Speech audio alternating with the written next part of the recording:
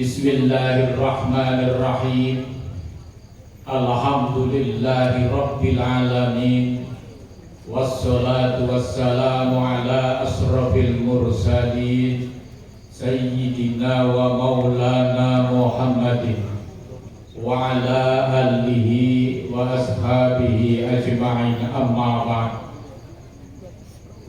Yang kami hormati Bapak Bupati Wonogiri yang pada kesempatan hari ini diwakili oleh Asisten 1 Kesra dan Pemerintahan Bapak Dr. Andes Teguh Setiono, yang insya Allah beliau juga nanti menjadi pengurus PCNU Kabupaten Wonogiri. Amin. Buat beliau. Mau pensiun, saya bilang jangan pensiun Pak. Setelah pensiun mohon bisa bergabung dengan NU, karena beliau di Asisten Kesra dan Pemerintahan sehingga banyak tahu hal tentang regulasi-regulasi yang ada. Beliau siap karena beliau aslinya Kendal, sehingga memang asli Nahdliyin. Hingga kula hormati pengasuh Pondok Pesantren Gani Tirto Asri panjenenganipun Romo Kiai Haji Muhsin Idris yang luar biasa, senior saya, dulu saya belajar organisasi dari beliau.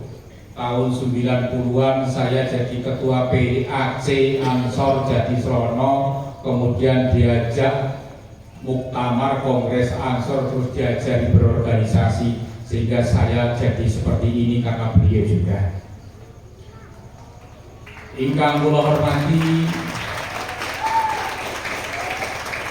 Forkompinjam Kecamatan Tirtomoyo, Bapak Camat, Bapak Kapolsek ataupun yang mewakili, Bapak Dan Ramil ataupun yang mewakili, Bapak Kepala Kantor Kemenak ataupun yang mewakili. Yang saya hormati pengurus cabang P4SK dan Iksagiri Kabupaten Wonogiri beserta seluruh jajarannya.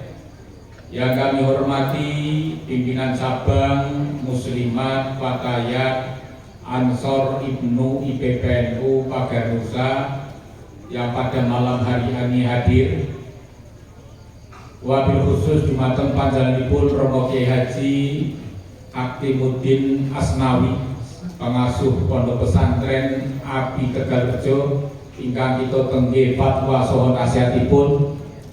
Hadirin hadirat tamu undangan yang tidak bisa saya sebut namanya satu persatu yang berbahagia. Wonten dalu punika ngaturaken sugeng riyadi nyuwun keikhlasan panjenengan, kula nyuwun pangapunten sedaya kelepatan kula.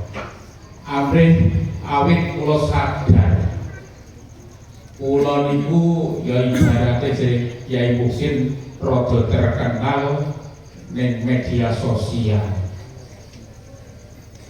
sehingga kadang kula merasa gebyah-uyah kok ngomong kae wong Tirtomoyo angel dikandani, padahal sing angel wong siji ning ngomong Tirtomoyo, akhire sak Tirtomoyo kene kabeh.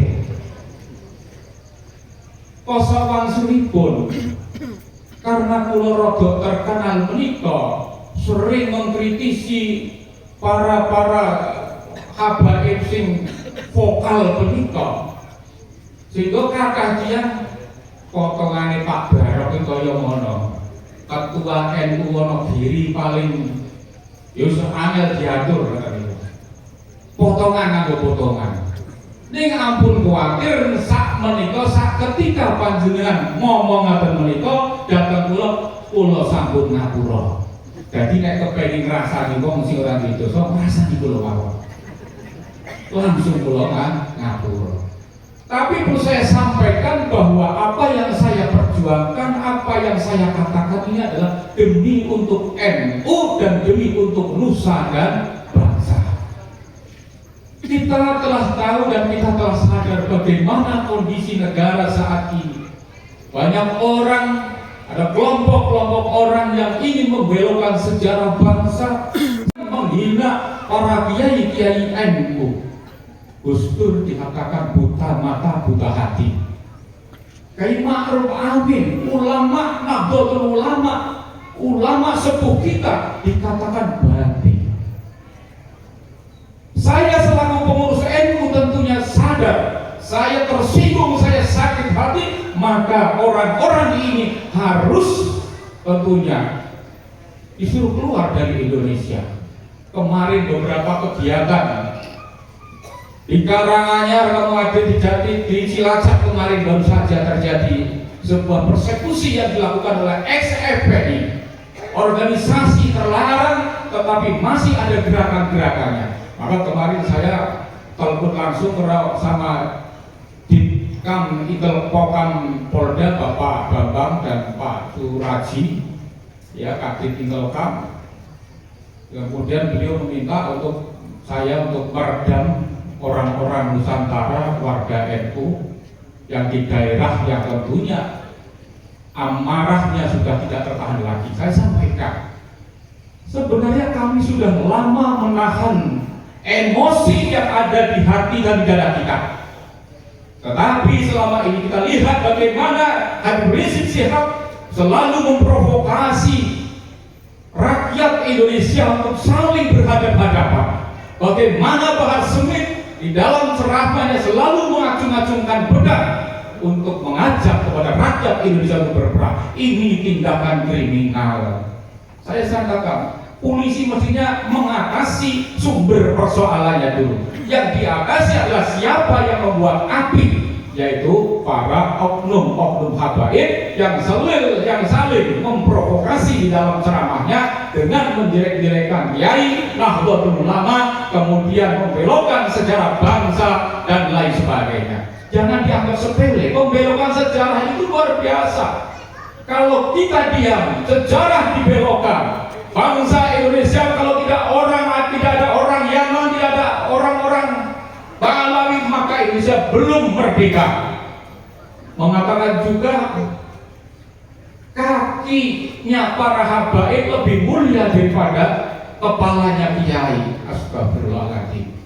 Siapa yang tidak sakit? Maka ketika ada orang tanya, Pak Barok, jenengan pengurus NU, jenengan kok kewanen? Loh, aku gak kewanen. Ini tugas saya menjaga kiai-kiai NU, menjaga ulama-ulama NU dari hinaan-hinaan orang. Kalau saya diam berarti saya tidak punya tanggung jawab kepada Nahdlatul Ulama. Saya tidak takut kalau saya dikeluarkan dari NU, saya tidak takut kalau saya tidak jadi pengurus NU. Tapi yang saya takutkan kalau saya jadi pengurus NU, tapi saya tidak bisa banyak berbuat ketika kiai-kiai kita dihina, ketika sejarah bangsa dibelokkan, ketika ada orang-orang yang ingin memporak-porandakan sejarah bangsa Indonesia. Kita harus sadar, kalau 1 tahun, 2 tahun yang akan datang, 5 tahun yang akan datang, orang-orang yang akan membelokkan sejarah ini dibiarkan, saya yakin di Indonesia akan hilang rasa nasionalismenya. Dan sekarang pun sudah kita rasakan bersama-sama. Maka sekarang sudah banyak ulama-ulama sepuh kita sudah tersadarkan, dan mudah-mudahan dengan tersadarkan ini Indonesia akan semakin sejahtera, Indonesia akan semakin makmur, dan Indonesia akan semakin aman. Dan mudah-mudahan P4SK ini juga semakin memberikan support. Mari kita semuanya pondokkan anak-anak kita di pondok pesantren Salafi yang diasuh oleh kiai-kiai lokal, kiai-kiai Nusantara, dan kiai-kiai Nahdlatul Ulama. Insya Allah aman. Tidak pernah ada catatan sejarah pondok-pondok pesantren yang dikelola oleh kiai-kiai NU terlibat dalam gerakan terorisme. Tidak ada sejarah alumni pondok pesantren yang dikelola oleh kiai-kiai NU terlibat makar ingin mendirikan negara Republik Indonesia ini. Sekarang hanya NU yang bisa membentengi negara. Oleh karena itu mereka berusaha tahu kelemahannya. Kalau ingin merusak sejarah Indonesia, kalau ingin menguasai Indonesia, pasti yang dikuasai adalah Nahdlatul Ulama. Oleh karena itu mereka bagaimana memisahkan antara ulama dengan kiai, antara santri dengan kiai. Mereka membuat amaliyah-amaliyah yang mereka bisa menjauhkan santri-santri dengan kiai. Ratibul Haddad itu bukan amaliyah Nahdlatul Ulama.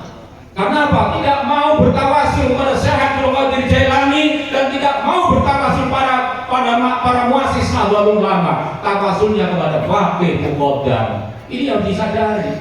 Kita terhipnotis. Lama-lama kemudian orang-orang menjauh dengan kiai-kiai kita, menjauh dengan pondok-pondok pesantren yang diasuh oleh kiai-kiai NU. Mereka tidak sadar amaliyah-amaliyah inilah yang menjauhkan santri-santri dengan kiai. Ini yang dipahami. Oleh karena itu kewajiban kita sebagai bangsa Indonesia, sebagai warga Nahdlatul Ulama, apalagi sebagai santri-santri Gani Tirto Asri Wonogiri, karena disinilah NU pertama kali didirikan, disinilah NU pertama kali berdiri dan didirikan oleh Almarhumah Romo Kiai Haji Idris, abahnya Kiai Mursi. Oleh karena itu sekali lagi saya berpesan, mari kita jaga persatuan dan kesatuan, kita jaga keutuhan negara Republik Indonesia. Kalau kita persembunyian NKRI harga mati, maka siapa yang menghina presiden-presiden kita, siapa yang menghina lambang negara kita, bahkan siapa yang menghina pendiri-pendiri Nahdlatul Ulama yang merupakan pejuang-pejuang berdirinya negara Indonesia, maka kita harus hadapi bersama-sama. Ini bukan karena saya menjadi pengurus NU, tidak, bukan karena saya menjadi pengurus pusat perjuangan Wali Songo, tidak. Ini adalah demi untuk bangsa kita, demi anak cucu kita. Kalau anak cucu kita, kemudian negara kita, kiai, alim, ulama, dan para pengasuh pondok pesantren yang saya hormati, ini ada khusus yang baru saja ngetiko, yang luar biasa, sahabat saya Haji Mubarok, jabatannya 3 Romo Niko. Sahabat saya karena beliau staf ahli Bupati Wonogiri, kemudian sebagai Ketua Panitia EJNU Kabupaten Wonogiri, dan sekaligus beliau tadi ngetiko kapasitas sebagai pengurus pusat perjuangan Wali Songo Indonesia. Tepuk tangan untuk beliau.